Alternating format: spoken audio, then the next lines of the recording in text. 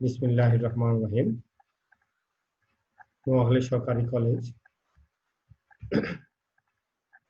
থেকে অনলাইন ক্লাসে সবাইকে স্বাগত।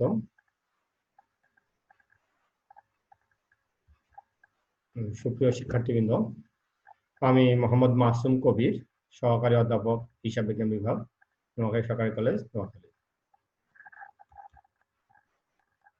আমি একাদশ ব্যবসায় শিক্ষা শাখার আজকের ক্লাসে তোমাদেরকে আবারও স্বাগতম জানাচ্ছি। আমাদের আজকের বিষয় ফিনান্স, ব্যাংকিং ও বীমা, প্রথম পত্র, অধ্যায় সপ্তম। আমাদের অধ্যায়ের শিরোনামটা মূলধন ব্যয়। এটি আমার দ্বিতীয় লেকচার এই বিষয় অধ্যায়ের উপরে।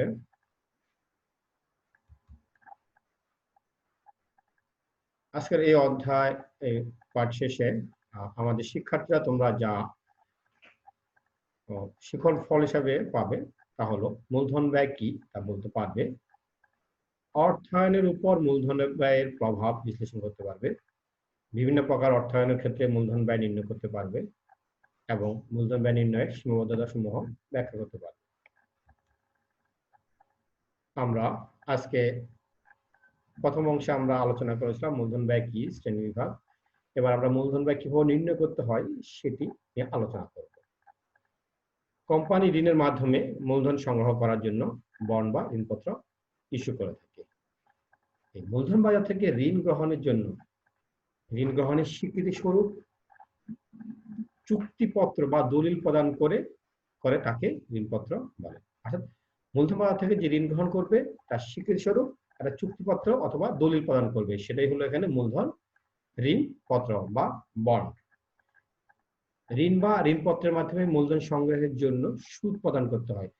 ঋণপত্র কিন্তু এমনি কিছু করে টাকা জমা যায় না, এর জন্য কি অবশ্যই ব্যবসা প্রতিষ্ঠানকে সুদ প্রদান করতে হয়।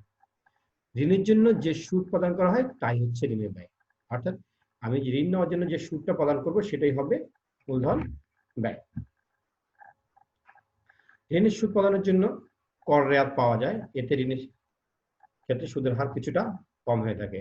আমাদের অগ্রাধিকারযুক্ত শেয়ার বা সাধারণ শেয়ারের ক্ষেত্রে এই সুবিধাটা পাওয়া যায় না, একমাত্র ঋণের ক্ষেত্রেই কর রেয়াতটি পাওয়া যায়। দুই প্রকার ঋণপত্রের ব্যয় নির্ণয় করা হয়। আমরা সাধারণত দুই ধরনের ঋণপত্রের ব্যয় নির্ণয় করি। একটা হলো অপরিশোধযোগ্য ঋণপত্রের ব্যয়, আর একটি হলো পরিশোধযোগ্য ঋণপত্রের ব্যয়। এখন আমরা দেখব এই ঋণপত্র কিভাবে কয় রকম ভাবে ইস্যু করা যায়। ঋণপত্র তিন ধরনের মূল্যে ইস্যু করতে পারে। প্রথমটা হলো সমমূল্যে ইস্যুকরণ। এই সমমূল্য ইস্যুকরণ বলতে কি বোঝায়? একটি ঋণপত্রের বা বন্ডের অভিহিত যে মূল্য আছে, অর্থাৎ গায়ের যে মূল্য রয়েছে সে মূল্য যদি আমি ইস্যু করি, অর্থাৎ 1000 টাকা মূল্যের একটি ঋণপত্র যদি আমরা বাজারে 1000 টাকা মূল্যে ইস্যু করে থাকি, সেটা হলো সমমূল্যে ইস্যু করা।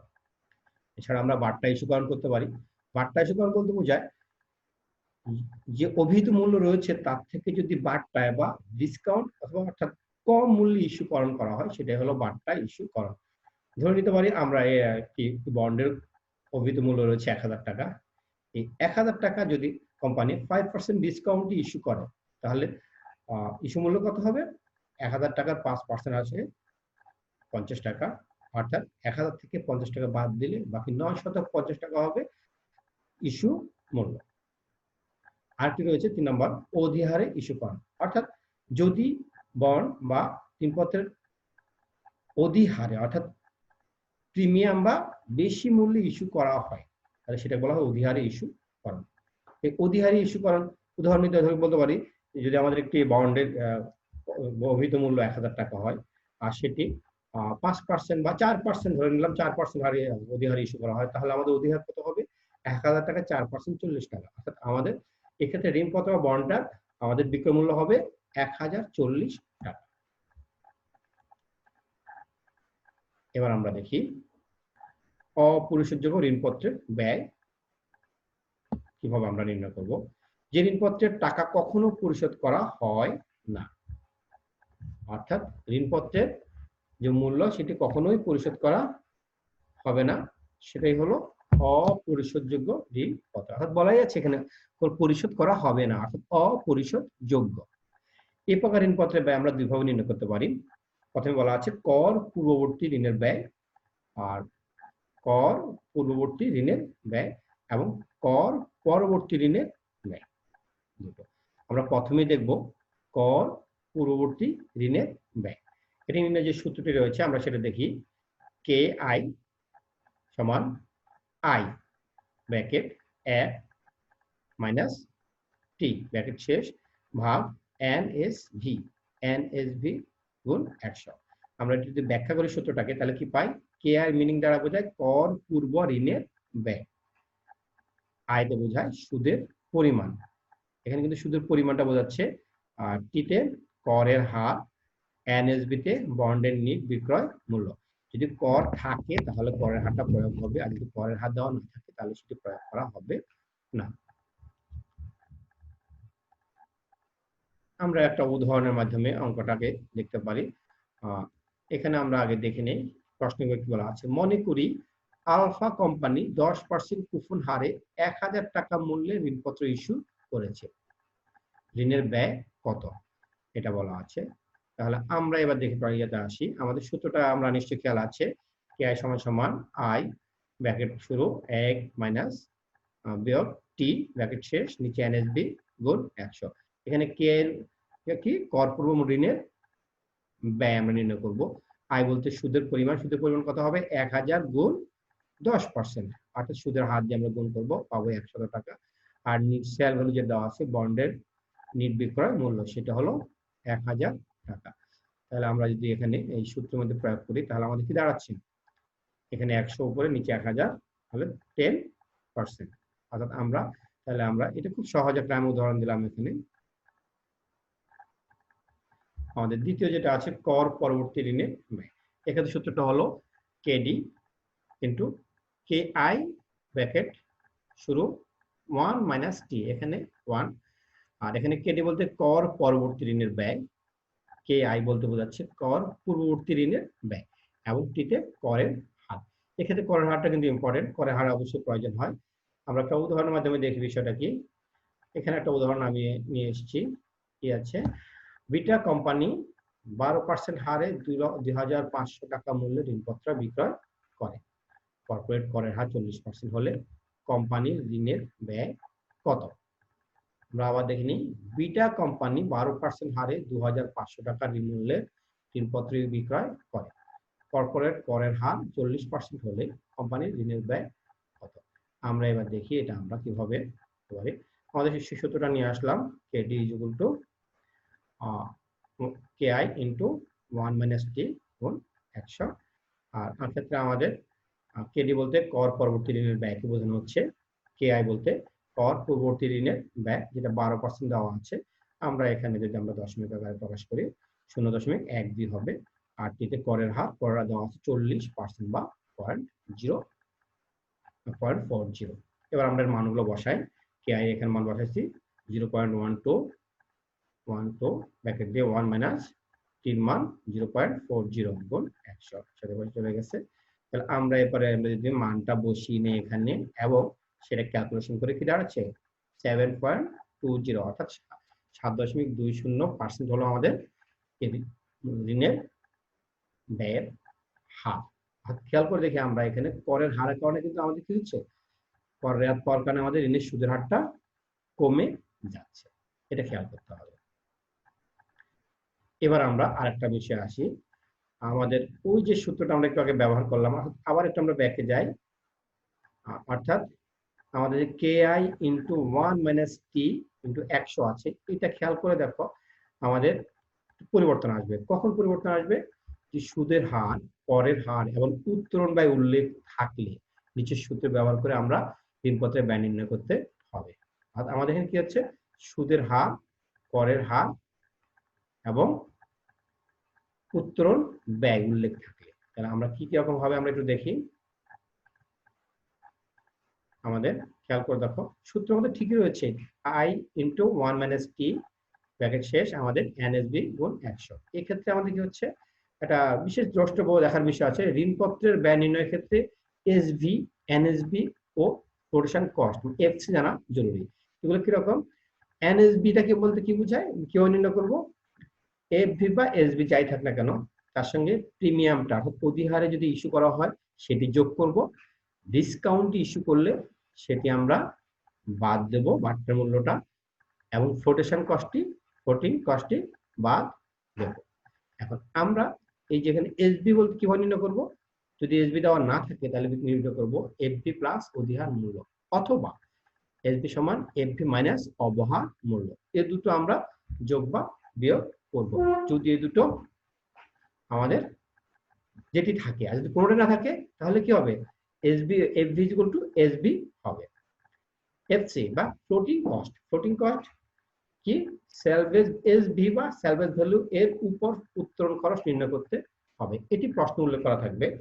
আর উত্তোলন খরচকে আমরা কি কি থাকতে পারে উত্তোলন খরচের মধ্যে আমরা দেখি একটু, কমিশন, দলিলপত্র খরচ, অবলাহকের কমিশন, বিক্রয়িত অন্যান্য খরচকে সামগ্রিকভাবে উত্তোলন খরচ বলে। অর্থাৎ উত্তোলন খরচের মধ্যে কি কি থাকবে, কমিশন থাকবে, দলিলপত্র খরচ থাকবে, অবলাহকের কমিশন থাকবে, বিক্রয়িত অন্যান্য খরচও থাকবে। এই সামগ্রিক খরচ হল উত্তোলন খরচ। তাহলে এখানে আমরা সূত্রটা একটা কথা লিখেছি, কেডি সমান ঋণপত্রের ব্যয়, আয় ব্যয় বলতে সুদের পরিমাণ, আর এখানে টি বলতে করের হার, আর এনএসবি বলতে নিট বিক্রয় মূল্য। আসি আমরা একটা উদাহরণের মাধ্যমে বিষয়টা একটু বোঝার চেষ্টা করি। আমি এখানে একটা সহজ উদাহরণটা দেখেছি, আমরা একটু পড়ে নেই কি বলছে। মনে করি রস্কো লিমিটেড এর প্রতিটি ঋণপত্রের লিখিত মূল্য 2500 টাকা।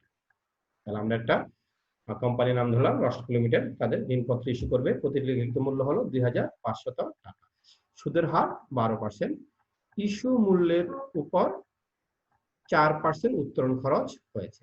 উত্তোলন খরচটা কত হয়েছে, ইস্যু মূল্যের উপরে 4%। যদি কর্পোরেট করের হার 40% হয় তাহলে ঋণের ব্যয়ের হার কত। আমরা এখানেও কর্পোরেট করের হার কি হচ্ছে 40% ধরে আমরা ঋণের ব্যয়ের হার নির্ণয় করছি। এবার আমরা দেখি সূত্রটা আমাদের মনে আছে, আই ব্যাকেট শুরু 1 মাইনাস টি আর এনএসবি গুণ 100। এবার আমরা এগুলো আমরা মানগুলো বের করে নিই। কেডি বলতে ঋণপত্রের ব্যয়, আর আই সুদের পরিমাণ। তাহলে কিভাবে নির্ণয় করব, আমাদের প্রকৃত মূল্য হলো 2500 টাকা, অর্থাৎ এফভি 2500 টাকা, এই 2500 টাকা ইন্টু 12%, আমাদের সুদের হার 12%। এই 12% আমরা বের করলে হবে 300 টাকা। অর্থাৎ এক্ষেত্রে আয় হলো বা সুদের পরিমাণটা হলো 300 টাকা, আর ঠিক করের হার 0.40, অর্থাৎ 40% বা 0.40। এসবি বিক্রয় মূল্য, যেটি ঋণপত্রের বিক্রয় মূল্য বলা আছে 2500 টাকা, এটা। এফসি উত্তোলন ব্যয়, উত্তোলন কি বলেছে এখানে, ইস্যু মূল্যের উপর 4% উত্তোলন খরচ হয়েছে। তাহলে আমরা এবার কি করব, উত্তোলন ব্যয়টা নির্ণয় করব। ইস্যু খরচ মূল্য হলো 2500 টাকা গুণ 4% সমান 100 টাকা।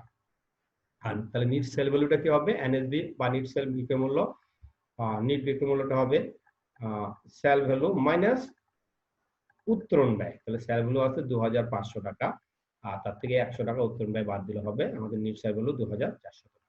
আমরা এখানে মানটা বসিয়ে নেই, মানগুলো আই এর মান 300 টাকা, 1 জায়গা রয়েছে, টির মান 0.40, আর এনএসবি মূল্য 2400 টাকা। আমরা যদি এটাকে ক্যালকুলেশন করে নেই, দেখো স্টেপ বাই স্টেপ আমি ক্যালকুলেশন করে দিয়েছি। 300 গুণ 0.6 সমান হলো 180, আর 2400 আছে, ক্যালকুলেশন করে আমাদের দাঁড়ায় 7.5%। আমরা যদি লক্ষ্য করে দেখি তাহলে এক্ষেত্রে দেখো আমাদের কর্পোরেট করের হারের কারণে যে আমরা কর রেয়াত পাই, তাতে প্রকৃত আমাদের সুদের হারটা কমে 7.5 হচ্ছে। তবে একটু বেড়ে গেছে, কেন বেড়ে গেছে, উত্তোলন ব্যয়ের জন্য। উত্তোলন ব্যয়ের জন্য আমাদের, আমরা খেয়াল করে পূর্বের অঙ্কটা ছিল 7.2%, এই অঙ্কটা হয়ে গেছে 7.5%। আমরা মোটামুটি ধারণা পেয়ে গেলাম। আমরা আবার একটু ব্যাকে যাই, আমাদের ব্যাকে দিয়ে আমরা কি কি আছে দেখো একটু, আমরা কি কি আমরা প্র্যাকটিস করলাম। আমরা এখানে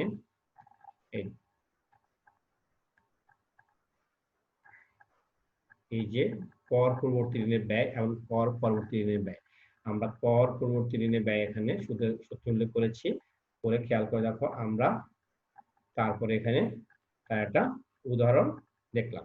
এরপরে খেয়াল করে দেখো আমরা কর পরবর্তী ঋণের ব্যয় আমরা সূত্রে লিখলাম, সেটারও আমরা একটা ছোট উদাহরণের সাহায্যে বোঝার চেষ্টা করেছি। এরপর আমরা কি করেছি, আমরা যদি বলেছি যে সুদের হার, করের হার, উত্তোলন ব্যয় থাকে, সেক্ষেত্রে আমরা ঋণপত্রের ব্যয়কে নির্ণয় করবো, সেই সূত্রটা এখানে আলোচনা করেছি। আবার সেই সূত্রটি একটা আমরা এই উদাহরণের সাহায্যে প্রয়োগ করে দেখলাম। কেমন? তো সুপ্রিয় শিক্ষার্থীবৃন্দ, আমরা আজকে এই পর্যন্তই। তোমরা সবাই ভালো থাকো, সুস্থ থাকো, বাসায় নিয়মিত লেখাপড়া করো, প্র্যাকটিস করবে, এই আহ্বান জানিয়ে আমি এখানে শেষ করছি। ধন্যবাদ সবাইকে।